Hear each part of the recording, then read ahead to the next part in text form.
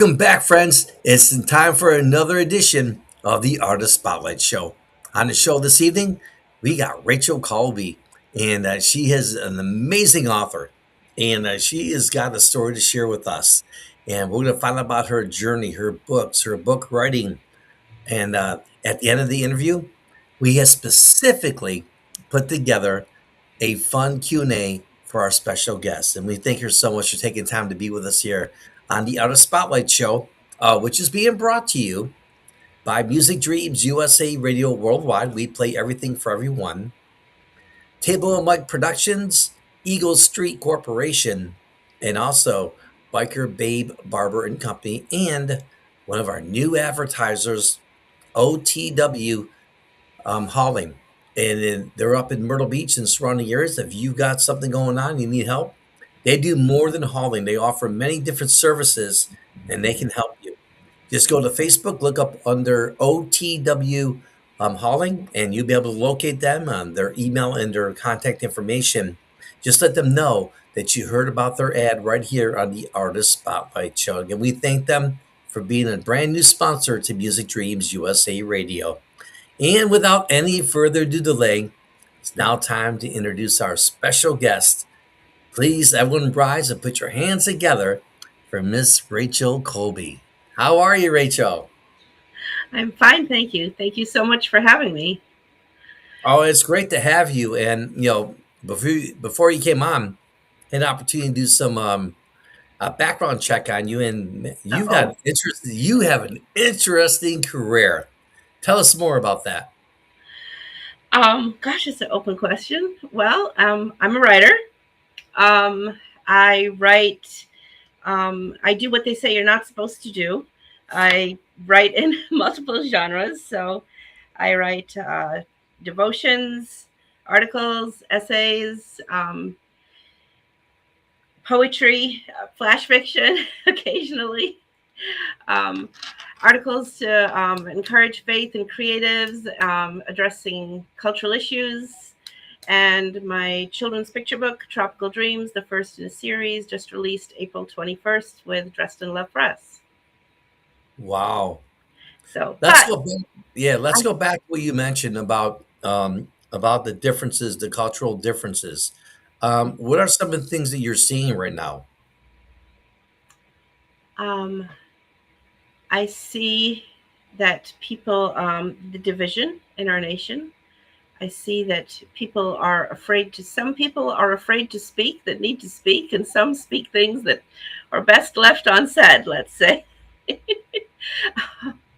I'd like to see us, I reject the idea that I have to agree with someone in order to love them and to be friends with them and to hear them out.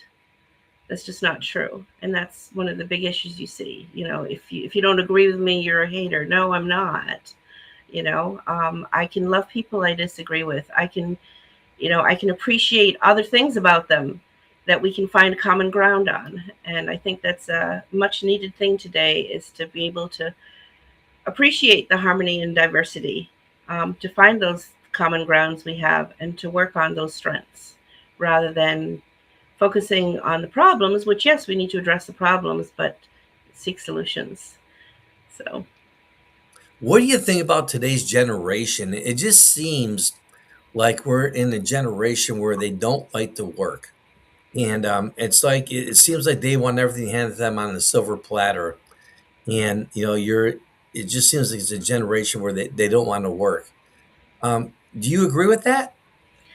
I don't know. I see that, but I actually see a lot of young people. I think the young people today, some of them are, they're not willing to, they're not as quick to settle for the first thing that comes along. So sometimes they hold out for that thing they really want, or their dream, or they're searching for it. That being said, it's a good idea to work in the meantime. Right? But uh, so I don't know. Like you said, I think I don't like to generalize. I see both. I really do see both. So I prefer not to put everybody in one box, if you will. But I see very hard workers, and I see those, well, that don't fall into that category at this point. What's the most interesting Um, trend you've seen so far? the interesting trend. Actually, among the young people, an interesting trend is that the much younger, let's say the 20s and 30s, early 30s, they're less on social media than those a few years older than them. And they are actually, a lot of them that have children don't want their kids on social media. They won't put pictures of them on social media. My kids are like that. Oh, Which, wow. I've seen them delete an app because it's a problem for them. They're spending too much time for a while at least. So I find that kind of encouraging, actually, even though, I'm on social media, etc. But it's not, I do it out of a ministry and necessity, not as something just to while away my time. Right. Yeah, Yeah. thank you so much for sharing that. And so what really inspired you to write about mystery and suspense novels? What got you into that? Oh, I don't do mystery and suspense. I don't do mystery and suspense. That would be Dr. Catherine, my publisher, who does that. Um, That was a trick question just to make sure you were still with me on the interview. he's the one that gets you to sit on the edge of your seat. No, seriously though, when you do write your books and everything, what does your processing look like when you put the books together? Well, my children's picture book is my first published book. So that's the first. As far as my process of writing, I have several works in progress. Um, there's four more beach themed children's picture books. There's one civil rights nonfiction children's picture book that started. Um, Process for that would be someone lighting a fire under me and telling me, Rachel, just go finish it. Probably um, what we'll have to do right here. but as far as my writing process, I would say they say people are usually, you know, are you a pantster or a planner? I'm a pantster, but it's which means you sort of the inspiration strikes. You sort of just write from wherever. Maybe I'm writing from the middle rather than from the beginning. Um, but at some point with whatever I'm working on, I do need to stop because it stresses me out and sort of make an outline. I may not be married to it, but at least lets me see where I am and where I'm going. And I love if I can have the last line because then I have something to run toward. There That you first line go. and that last line are the two tough ones that are so vitally important. So I mean, I write on the fly. I write, from this is in my office. I voice dictate sometimes. I'm all over the place as far as that goes. I mean, well, part of that is wanting to capture because you think you're going to remember something and write it down later, and pretty much never do. So I think it's important to capture it when you have it. So let me ask you this: when you write your books, Mm-hmm. how do you I mean, how do you build the suspense, but without giving away the ending to that book? How do you do that? What's your secret recipe? Oh gosh, I don't know. Well, given what I'm writing, I'm not writing mystery or suspense. You know, um, I'm writing inspiration. Just your books in Right, general. in Yeah. general. I don't know that I really. I don't really know that I consciously think about that. I just know that I don't want. I want to keep them. I know Katie Kaufman. She's a devotional writer. She said something very interesting. We know you're supposed to hook your reader with the first line, and not let them go. Grab them by the throat, and not let them go, as Jerry Jenkins says.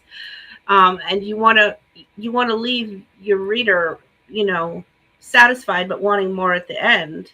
Your last line, your last, few paragraphs of whether it's an article or a book. But Katie has an interesting take. She says, make every paragraph, the first line of every paragraph, like your opening line of your book, and every last line of your paragraph, make them want like your last line, making them want to go to the next one. So not so that kind of raises the bar a little. So I try to Awesome. remember that. But sometimes writing is it's kind of like a discovery along the way, and I'll move stuff around a lot. So and say, well, save this for later. Bring it further down. But as a matter of fact, I'm about to do that with an essay, is to move a huge block of it down toward the end, because I knew before they got the feedback that it was coming a little too early, because you want to get people fully invested before you start telling them what to do, right? Yeah, I'd agree with that. I've had shows like that. Trust me.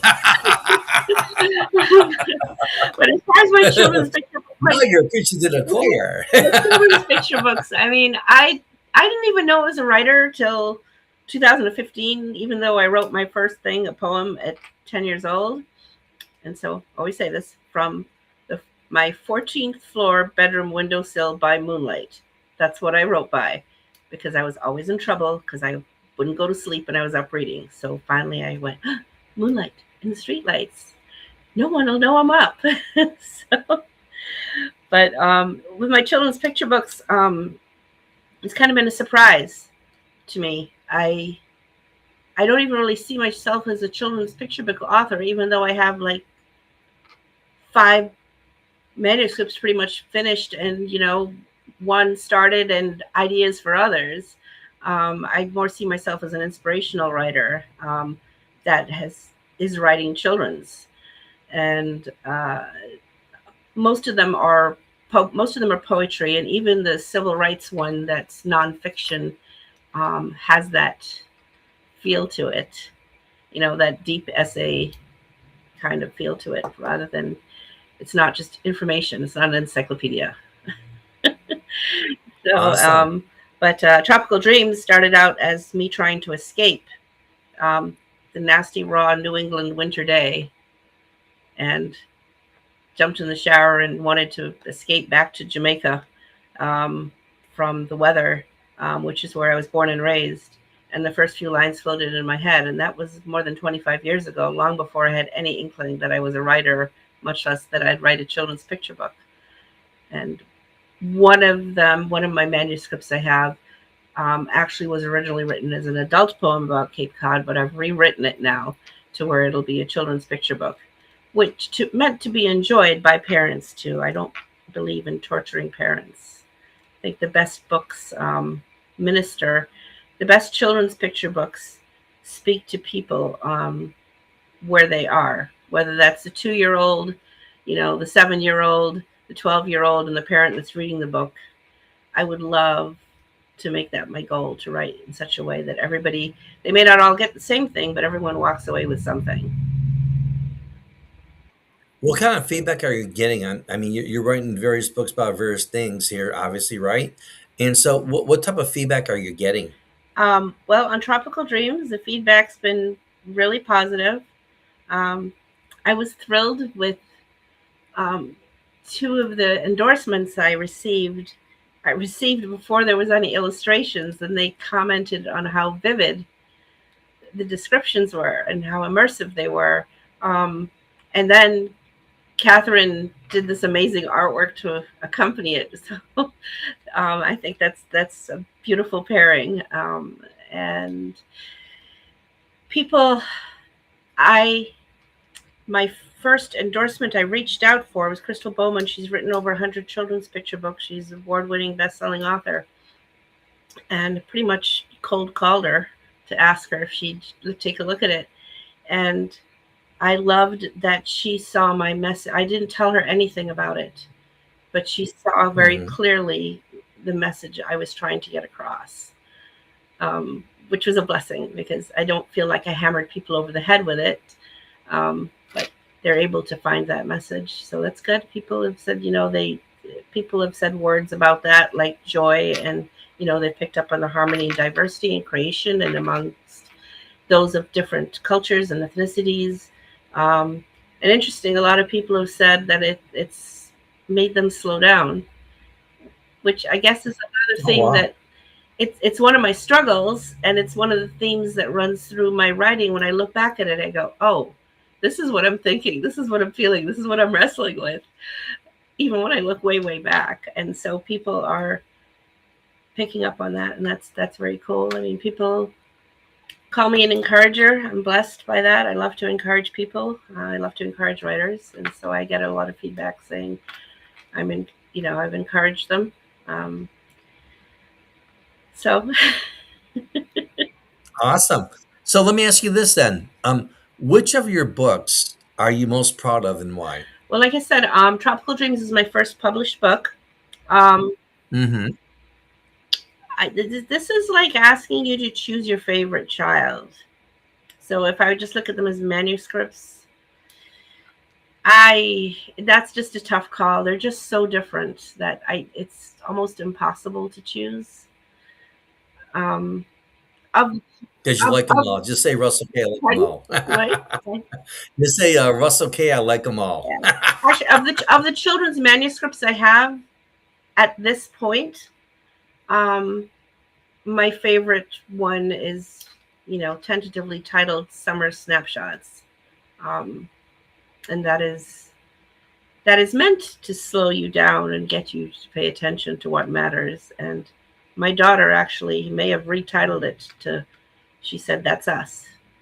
And it is our summer snapshots, but the idea is to get people to find themselves in those scenes and to pay attention if they haven't been. Don't miss the moment. Awesome. Well, with you being an independent author, what are some of the challenges you face and how do you overcome them?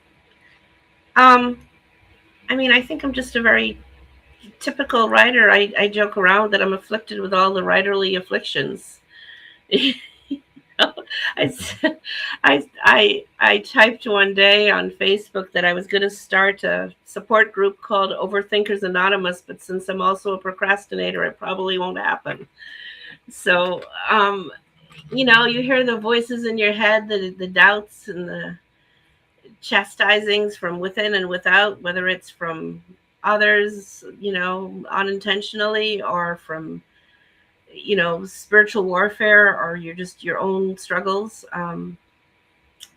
But at the end of the day, I write out of obedience to God. So that's non-negotiable. That doesn't change.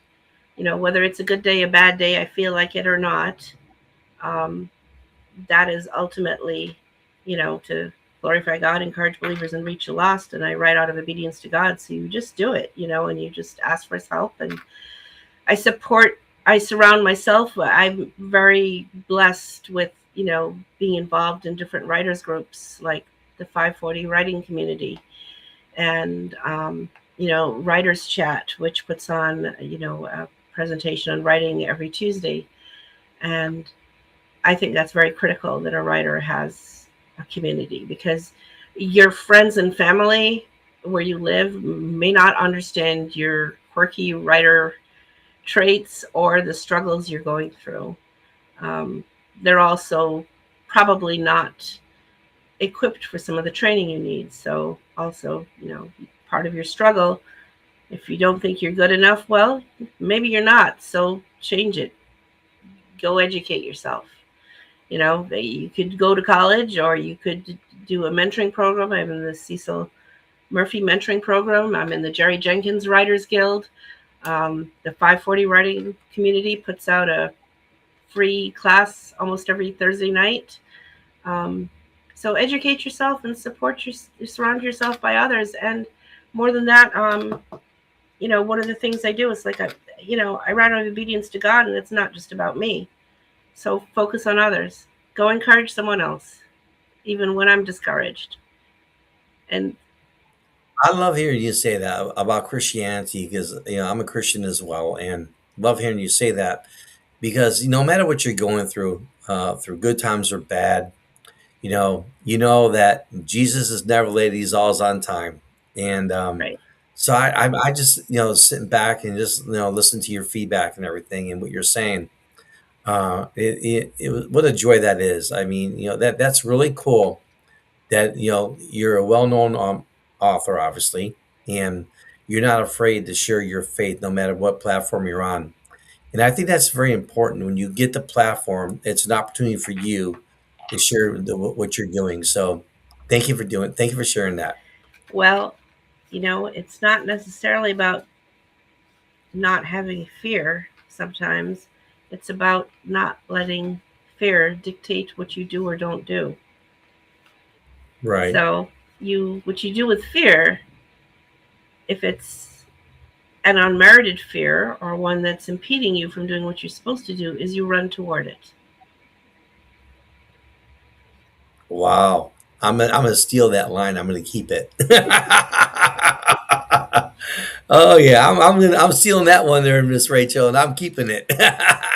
I may use it on my next show because right after you, I got another You show. just make sure So, you quote me and tell them about my website. oh, now you're telling me about plagiarism or something here. No, I'm just gonna take full advantage of the opportunity. That's right. Seize I the love it. day. I love it. So let's continue with a few more questions, and then we have that fun Q&A I want to get into with you. So we talked about a lot of different things. Is there something that you'd like to share with our audience right now? Oh my goodness. Well, I shared this with someone else this week. Um,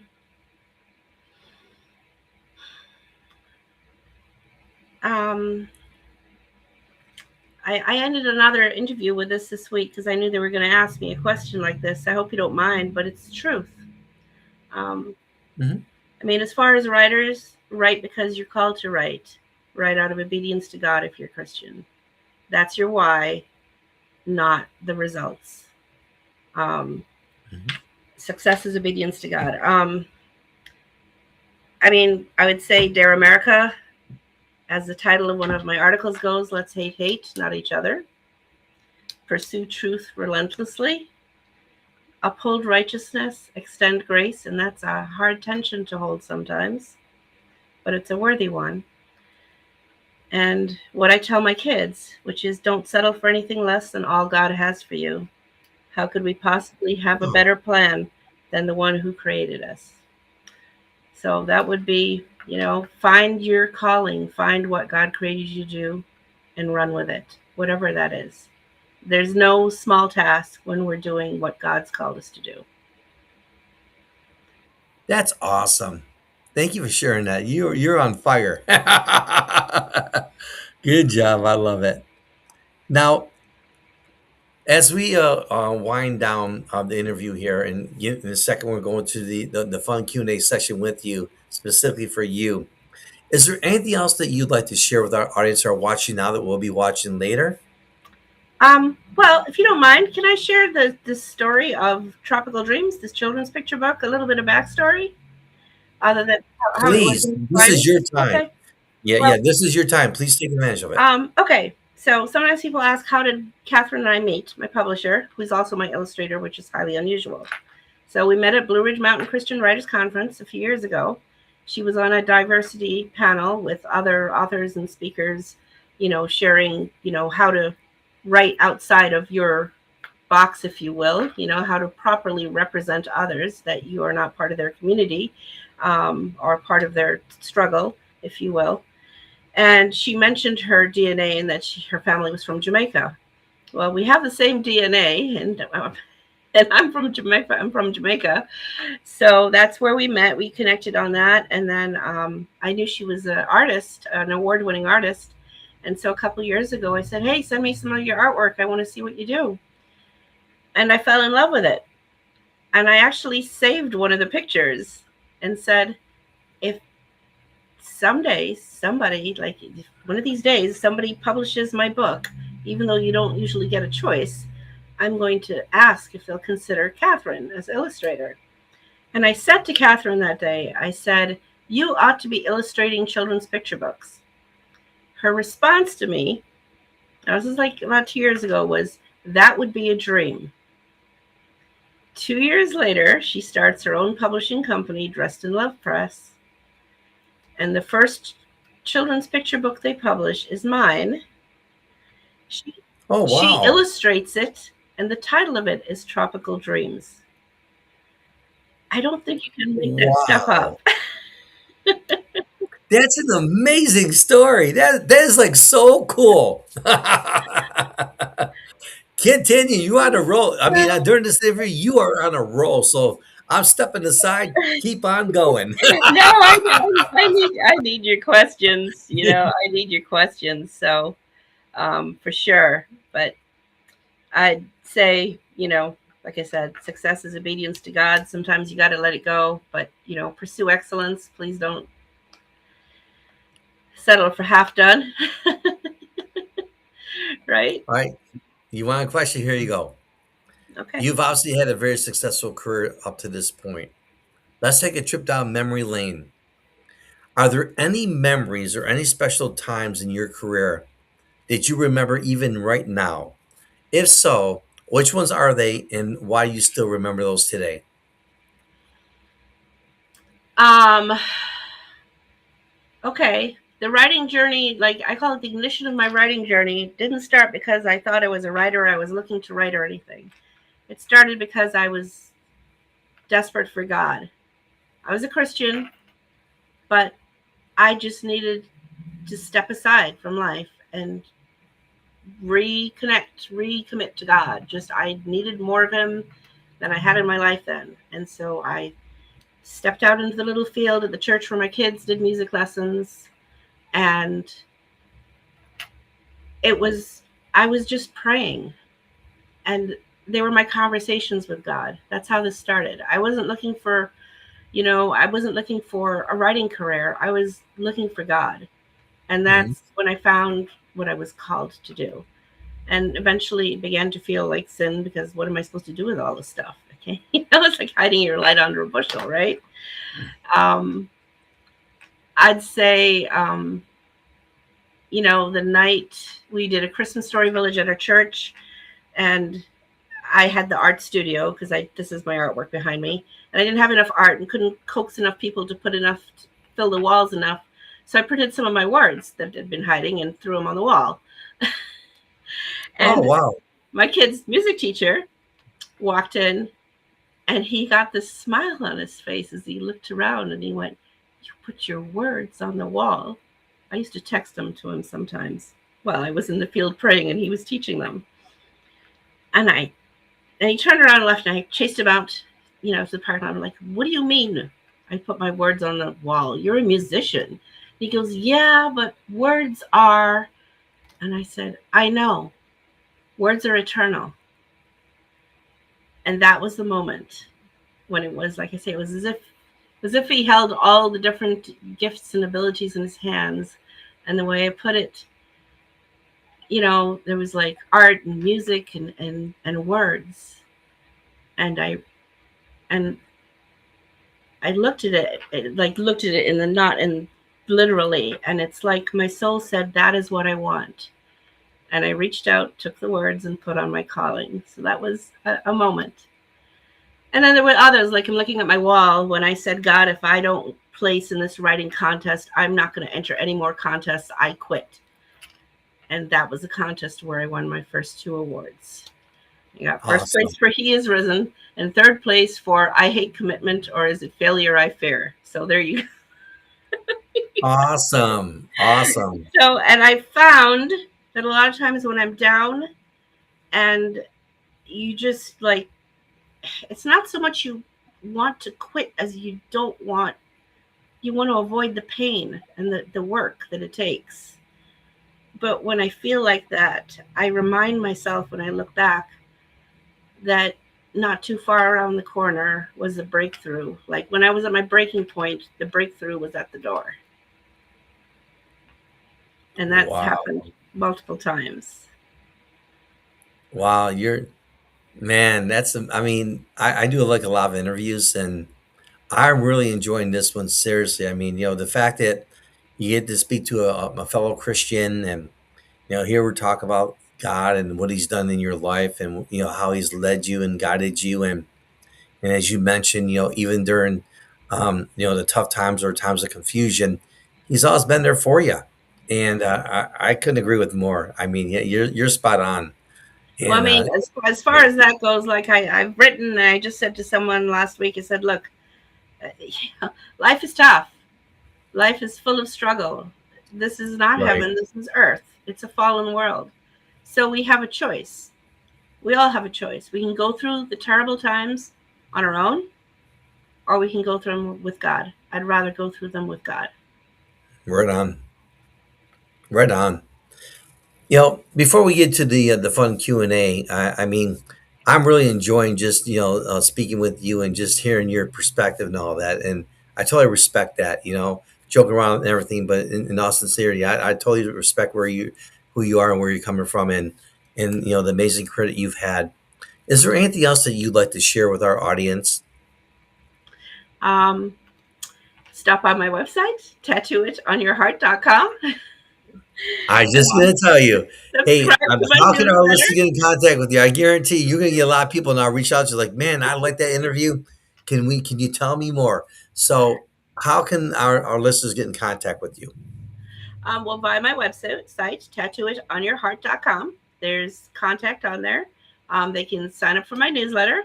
I will not spam them because, as I say, I do not have self discipline, sadly, to spam anyone, but that works for my audience somewhat anyway. And you can find me on Facebook by Rachel M. Colby. Don't misspell my name. My first name, most people do. I go by Rachel M. Colby on Facebook. On Twitter X, I'm Rachel Colby 7 is my handle. Rachel M. Colby is my display name. Um, that is my most active social media. And I am on Instagram by my name too, but not very much. Mostly you'll catch me on Facebook and Twitter. I do have a YouTube, and that is Tattoo It on Your Heart with Rachel M. Colby. Um, the purpose of that is I do host interviews with those who serve in tough places, as my bio says, because I want to uplift them. And that would be your police officers, your nurses, your teachers, your preachers, your missionaries, so etc. So, and those are on my website too. That's why there's a categories button with a drop down. Good luck finding it on your whatever device is on a computer. It's in the top right with a drop down to help you. So reach out, shoot me an email um, via my website, and I'd love to hear from you. Man, I got to sign up for one of your classes, man. I'm gonna hook up that website. I'm gonna join one of those classes. These are like one of these interviews where you wish it would never end, and unfortunately, time is in the way here. Unfortunately, but any final before we go into the fun Q&A here, any like I guess let's close out the interview this way. Um, there's a lot of aspiring authors out there. I mean, I've interviewed like hundreds and hundreds of people, and one of the things that I'm noticing when I'm learning when I'm doing these interviews, there's so much talent out there. There's so many people who have a lot of talent, but it's either money, they're confused, they don't know which way to go, and there's just it seems like a lot of misdirection and and the sad thing about it is like you have these people have all this talent and they just let it just go away. How do you speak to those people and what advice can you give them? Did God call you to write? Obey first. Second, 540writerscommunity.com. Sign up. Wonderful community. Um, Classes. Becky, who is the CEO of that, is the owner of the Right to Publish conference that's held in Wheaton, Illinois, at Wheaton College. Um, uh, Stop by Writers Chat. The Jerry Young Writer looking to learn your craft, Jerry Jenkins Writers Guild. Watch every single one of his manuscript rewrites. Um, but those are like you have to have community. So I'd say get yourself in a positive writing community. And as far as writers groups go, I know what Jerry had said is like if you're going to join a writers group, Word Weavers is another group, and they have in person and online international. Word Weavers International. Um, so it's a critique group and a support group. But when you're choosing a group, be it local or online, you want to make sure there's some people in there that are ahead of you on the writing journey. It's great to have people that are, further, back on the road than you are, and people that are where you are, but you do want to have your leaders to be ahead of where you are so that you're learning and growing. So when I joined my first writers group, the same night I joined the Jerry Jenkins Writers Guild, that's a whole nother story, um, at my local library, and that was secular, and I brought all my Jesus stuff, and I'm still in touch with several of them, even after it dissolved. But when I did that, the leader of it was a published author, and we had multiple genres represented by the members at all different levels, but he was ahead of us and able to guide us. So I feel like that's very important. And don't write to the trend. Write to what you're called to, because by the time you publish, the trend may have gone by. So, and Awesome. All right. Now it's time for Q&A. You ready? yes, as long as it's not for a mystery writer, but Actually, me and my producer, we put this together for you. I think you're going to like it. If you don't, I'm going to do this. Out of the duck. All right, here we go. Are you a coffee or tea drinker? coffee, of course. I'm from Jamaica. What kind of question is that? I've Mountain seen Peak, that. Mountain Peak coffee. No, tea is for nice, sweet people. I'm strong-willed. I need the coffee. All right. So much for that question. All right. All right, let's try this one then. Early bird or you're a night owl? Um, Night owl that wishes I'd reform myself. Most All definitely. right. Do you now for your books? Do you like paperback or do you like ebooks? I like paper. I prefer paper. It depends. Um, the proper way to read a good book is with a highlighter and a pen. I find that easier on paper. You may not want to read a book that I've gone to town on. So because it'll be so filled up. And it's just, I don't know. I still like the paper, but there's a place for the stuff, on your Kindle or whatever. But if I'm going to be highlighting and learning, I want to retain stuff, I prefer this. Just feels slower, the paper. Well, for all my fellow trees out there, I'm so sorry. You can recycle. I mean, I have a lot of virtual stuff too, so they all have their place. It depends on what it is.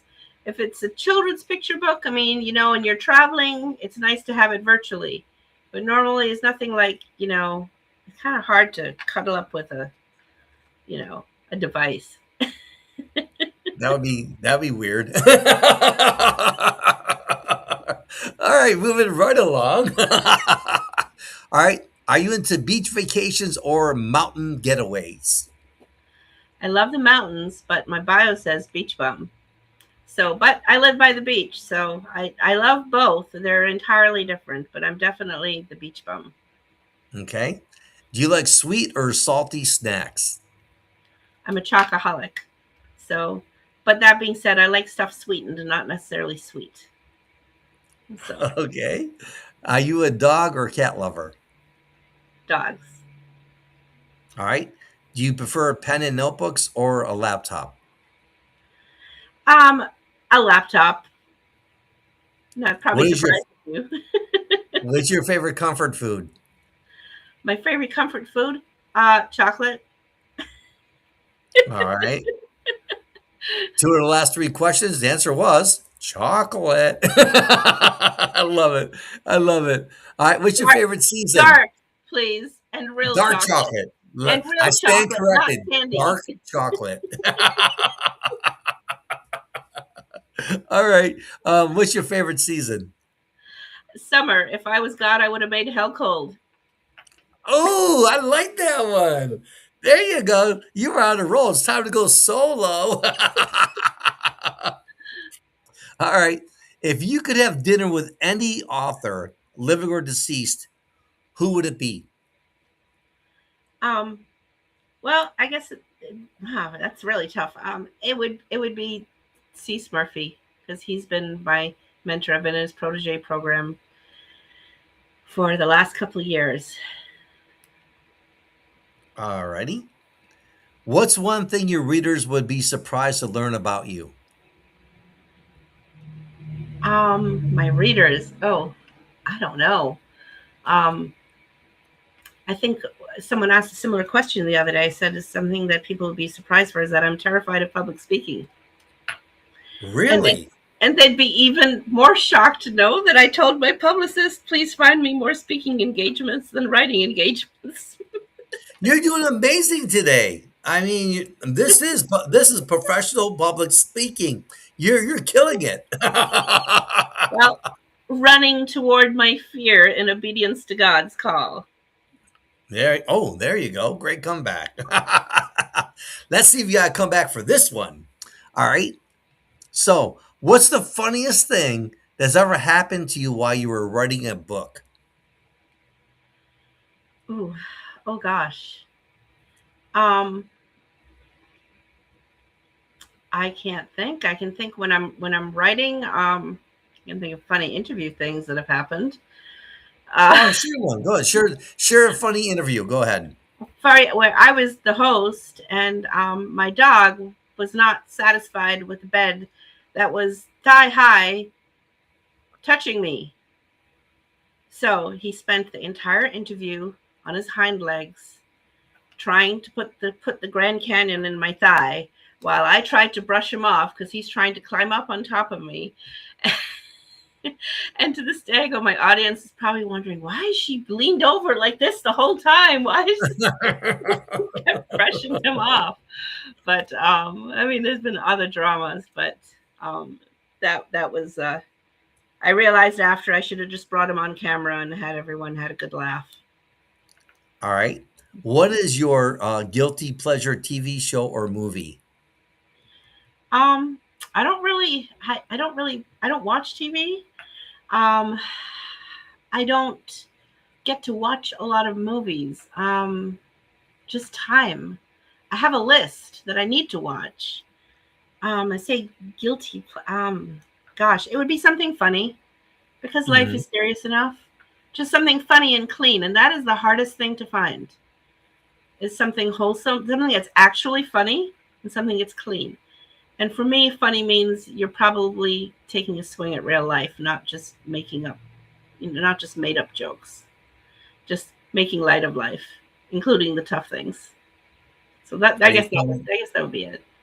Are you telling me that I failed as a comedian today? No, actually, I've enjoyed it. So thank you. You made me laugh. That's a good thing. That's a very good thing. It's a very Well, important thing. I'm glad I made you Laughter laugh. and bodies of water are very healthy for your brain and for your creativity. So thank you for the laughs. Appreciate Well, it. we're gonna bring you back for part two. You know that, right?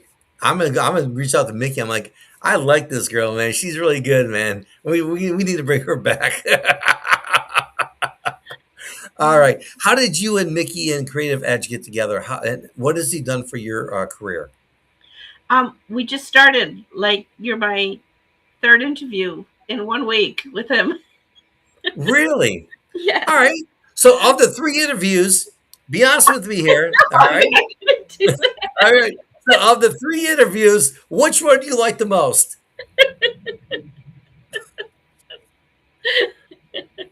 I've appreciated the opportunity for each of them. Um, you've made me laugh the most for sure. Yay! The You've been check is in the mail. you've been the easiest. But I connected with Mickey via Dr. Catherine Hutchinson Hayes, who is the owner of Dressed in Love Press and the illustrator of my book Tropical Dreams. So Awesome. so Man, you were so fun to be on the show today. And just only being your third one, you can say goodbye to your fear. You're just like a natural. You were such a natural, man. I'm gonna have to get you as one of my. I'm gonna have to get you as my co-host or something. oh But goodness. thank you so much. So you have been an absolute joy, and you're like what this show's all about. You got the stage, and you took advantage of the stage, and I mean, you shared some really cool things. So thank you for doing that, and thank you for your what you're doing and your amazing career, and may God continue to bless you and your family, and And Jesus never late; he's always on time. So, being excited to see what he's got for you down the line. So, Well, we got a few blessings more to you, children's sister. picture books in the lineup. There you And go. All right, my friend. by the way, before you go, if you don't mind, I'm sorry, but Music Dreams USA. I can't believe I'm saying this publicly, but last year at Blue Ridge, I asked two people questions. One of them was um, to pull up all these pieces I had and say to author Julie Lavender, "Are these children's picture books?" Like three more of them, to which she said yes. So Wow. those will be forthcoming soon. And my main goal of going to the conference, which was very unexpected for me last year when I looked at the classes, was to speak to Matthew Hawk Eldridge, who is a musician and author and actor. Um, and I handed him my phone and said, "Are these songs?" And he said yes. And so, hoping at some point to have the time to get away and spend some time. They were mostly my prayers, and apparently they're songs. So we can work on Oh, that. So thank you for sharing that. How cool is that? I mean, come on. That's amazing. Thank you for sharing that. You rock, girl. You rock. thank you, and God bless you. Right back at you, sister. And seriously, you take care of yourself. And is there anything else you want to share? I mean, this is your No, platform. no, sir. You've been very generous with your time. Thank you for what you're doing and for letting me have a voice. Share a little bit about Jesus and my writing journey. Thank you. God bless you and You. all He calls you to. Yes, amen. And we'll see you again for part two. So don't go too far away. All right, you promise? Yes, sir. All Thank right, you. you take care. Okay. All right, another edition of the Artist Spotlight Show. What a great interview we had, and special thank you to Rachel M. Colby, for taking time to be with us here. And wow, what some great stories she shared with us, right? And that's the thing that we love most about the Artist Spotlight Show is we give professionals just like Rachel M. Colby the stage and give them an opportunity to share their stories. If that's you, send your request to info.musicdreamsusa@gmail.com. It's your friend Russell K. And again, our show is being brought to you by Music Dreams USA Radio Worldwide. We play everything for everyone. Table and Mike Productions, Eagle Street Corporation, Biker Babe Barber and Company, and our brand new advertiser, OTW Hauling. If you have a job and if you need some help, they do more than hauling. They offer many different services. All you gotta do is just go to Facebook, look up OTW Hauling, and you get you get their all their information, their phone number, their website, all that good stuff, and let them know that you heard about them right here on the Artist Spotlight Show. Until the next time, it's your friend Russell K. Wishing you and yours a great rest of your evening and blessings to all. Have a great day.